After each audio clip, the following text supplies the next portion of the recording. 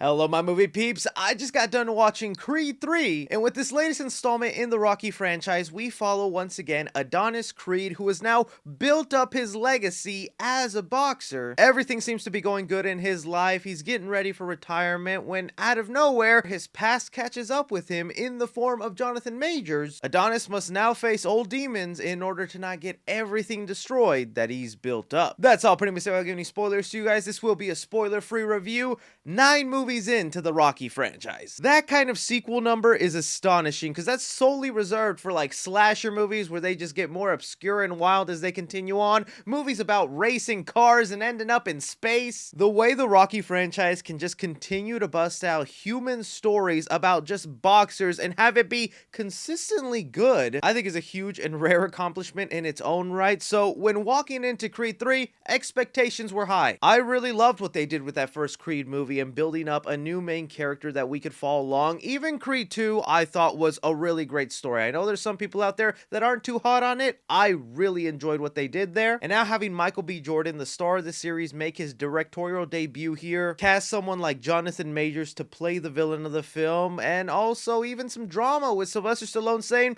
"I don't want to be part of this unless you let me be the owner of Rocky." I was curious to see how a solely focused Adonis movie with few to little connections to Rocky would turn out. And this movie was freaking phenomenal, man. Michael B. Jordan brought out his A-game directing this film because one of the things I loved about Creed 3 was the new take on the fighting. Because like I was mentioning, we're 9 movies into stories following boxers, and a lot of times in the movies, they box like 2 to 3 times. You eventually run out of what you can do in the ring with 2 guys punching each other. Even though I'm always in the moment and suspenseful, Michael B. Jordan switches it up here in a really unique and refreshing way. You might have heard him talk about how he took some anime inspiration and threw that in here, and from the very first fight as the movie opens, you can see exactly what he's talking about here, and I just kind of like that they were able to do something new with the fights. There's even a moment in the final act where they do something really different that's never been done, that maybe not everybody's gonna love because it was a little bit more metaphoric and not traditional boxing, but I like the concept behind it. Another thing I loved about this movie that I was worried to see if they could pull it off is that this film is very much just Adonis focus. I like that the last 2 movies were able to make heavy Rocky connections, bring in stuff from the previous films. But to me, in the last 2 movies, it was very clear that Adonis was not living under the shadow of Apollo Creed, he was living under the shadow of Rocky Balboa, which for the time, I completely understand. I love Rocky. Sylvester Stallone in that role is iconic. Those 6 movies Sylvester Stallone got to do as Rocky, I adore and cherish. So many fond memories of watching those with my dad growing up, but it really was time to cut that umbilical cord, send Adonis out there, and give us a story that doesn't rely on, oh, another villain from Rocky's past, he has a son, you gotta fight him, Creed. Can't tell you the amount of people that were saying this should have been Clubber Lang's son in the 3rd movie.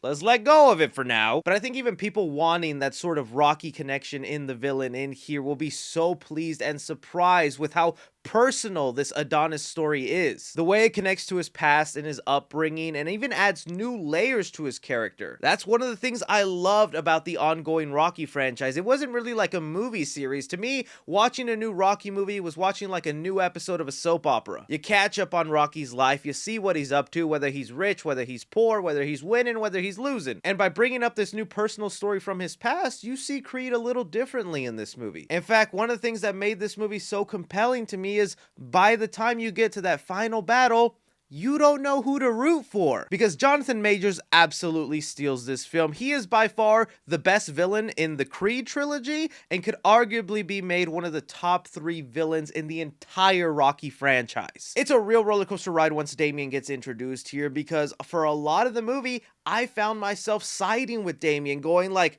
man, like, this guy, he deserves it. He needs a shot. I kind of want to see him win. And then the movie does a great job of tugging with your emotions on whether you're with Adonis or you're with Damien. And I feel like that's just something we haven't had in the Rocky franchise in such a long time. I can't remember any movie in the series where I was almost rooting for the other guy instead of the main character. And even on that subject of wanting this movie to be focused on Adonis and his legacy, the film also does a great job of wrapping together everything that's happened in Adonis's movies. There's some surprising surprise characters in here I wasn't expecting to see, along with callbacks to stuff from the first movie that just ties everything nicely together in a perfect little bow by the end. So yeah, I really couldn't have walked out more happy with Creed 3. All around, everybody was given something great to do. Even Tessa Thompson, I'm glad she wasn't sidelined. She gets a good amount of stuff to do along with Adonis's mom in here, played by Felicia Rashad. Really, I have almost no complaints about the movie. I'm not saying it's absolutely perfect. There's like a couple of pacing issues where the story dips. Damien isn't used as much as I would have liked. Like, I would have loved to have spent more time with him on screen. But really, that's about it, because this was a dang solid story in the Rocky world, and probably one of my favorite stories told in the entire franchise. So for Creed 3, I'm gonna give action 3.5 stars. I really liked what Michael B. Jordan was able to do with these fight scenes and making them feel fresh and unique. Comedy in the movie, I'm gonna give it 2.5 stars. This isn't heavy on the jokes and humor, but they do sprinkle it throughout the film to kind of lighten up some things, and it's used just right. Drama in the movie, I'm gonna give it 4.5 stars. I was in love with the story they were able to pull off here. The personal connection to Adonis Creed, the back and forth on whether I root for this villain or I'm against him, all handled really solid. Horror in the movie, I'll give it 1 star, mainly for the blood that happens with these people, and there's one scene involving a tooth that made me cringe, but also because of Jonathan Majors, man, he's kind of a frightening character to be around. And suspense in the movie, I'm gonna give it 3.5 stars. They do such a good job of building up to that final fight, and even when the fights are going down,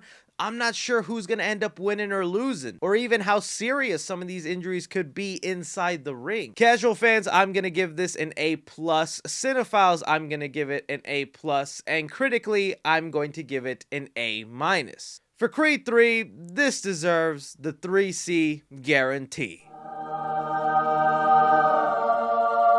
You know, the Rocky franchise was able to continue on for 6 movies. I don't know if they plan to do more Creed movies or not. If they ended right here, it would be perfect. I also wouldn't mind seeing more, especially if they come out with riveting stories like this. But that is just my opinion on the movie, guys. Let me know what you thought about Creed 3 if you got around to watching it. How did you feel about the movie? Don't be forgetting to hit that like button, subscribe if you haven't already. Follow me on Twitter at 3C Films or on TikTok at 3C Films. But as always, I'm Chris. Take care.